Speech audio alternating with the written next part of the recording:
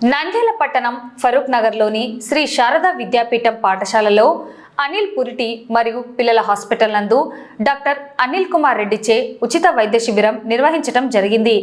ఈ శిబిరంలో విద్యార్థులకు ఆరోగ్య పరీక్షలు నిర్వహించి అవసరమైన వారికి ఉచితంగా మందులను అందజేశారు। చిన్నారులలో ఆరోగ్య సమస్యలను ప్రాథమిక దశలో గుర్తించి చికిత్స అందించడం ద్వారా ఆరోగ్యంగా చురుకుగా విద్యాపరంగా ముందుంటారని వైద్యులు సూచించారు।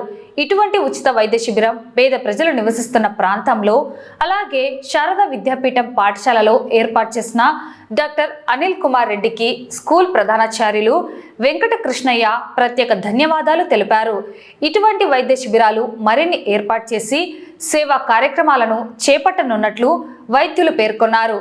సహకరించిన వారికి ప్రత్యేక ధన్యవాదాలు ఈ సందర్భంగా ఆయన తెలిపారు। నమస్కారం, నేను doctor Anil Kumar Reddy, Anil children's hospital. నేను పీడియాట్రిషియన్ అండ్ న్యూరటాలజిస్ట్ అండి। సో నా పీడియాట్రిక్స్ అయిపోయిన తర్వాత ఒక 4 ఏళ్ళ ఎక్స్పీరియన్స్ తర్వాత నంద్యాలలో మనం అనిల్ చిల్డ్రన్స్ హాస్పిటల్ స్టార్ట్ చేయడం జరిగింది। సో ఇవాళ మనము ఈ శారదా విద్యాపీఠం హై స్కూల్లో వెంకటకృష్ణయ్య సార్ ఆధ్వర్యంలో ఈరోజు మనం మెడికల్ క్యాంప్ నిర్వహించడం జరుగుతుంది। ఈ మెడికల్ క్యాంపులో చిన్నపిల్లల ఆరోగ్య సమస్యలు గుర్తించి వాళ్ళకి తగిన మందులు ఉచితంగా ఇవ్వడం జరుగుతుంది। ఈ మెడికల్ క్యాంప్కి సహకరించిన డాక్టర్ సహదేవుడు సార్ గారికి, శివనారెడ్డి సార్ గారికి కృతజ్ఞతలు తెలుపుకుంటున్నాను।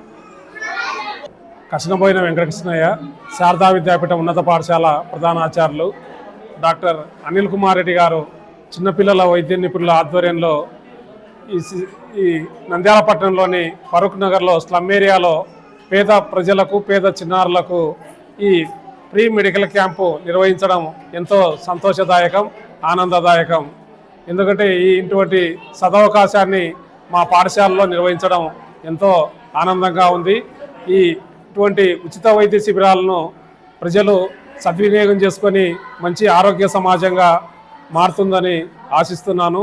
ఇటువంటి కార్యక్రమాన్ని మా పాఠశాల నిర్వహించినటువంటి గౌరవనీయులు డాక్టర్ అనిల్ కుమార్ రెడ్డి గారికి శ్రీ శారదా విద్యాపీఠ ఉన్నత పాఠశాల తరఫున ప్రత్యేక ధన్యవాదాలు తెలియజేస్తున్నాం। అదేవిధంగా సరస్వతి విద్యాపీఠం తరఫున కూడా ప్రత్యేక ధన్యవాదాలు తెలియజేస్తున్నాం।